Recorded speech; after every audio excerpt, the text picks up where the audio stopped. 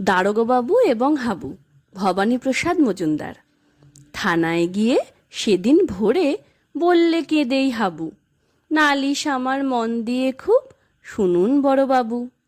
চারজন ভাই আমরা একটা ঘরেই থাকি। দুঃখে আমি সারাদিন রাত ভগবানকেই ডাকি।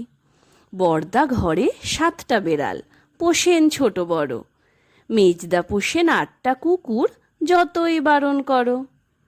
সেজদা পাগল 10টা ছাগল রাখেন ঘরে বেঁধে, গন্ধে তাদের প্রাণ যায় যায়, মরছি কেঁদে কেঁদে। দারোগাবাবু বললে, হাবু তোমরা কি সব ভুলো, সদাই খুলে রাখবে ঘরের জানলা দরজাগুলো। শুনেই হাবু বেজায় কাবু, বললে করুণ সুরে, 150 পোষা পায়রা আমার যাবেই যে সব উড়ে।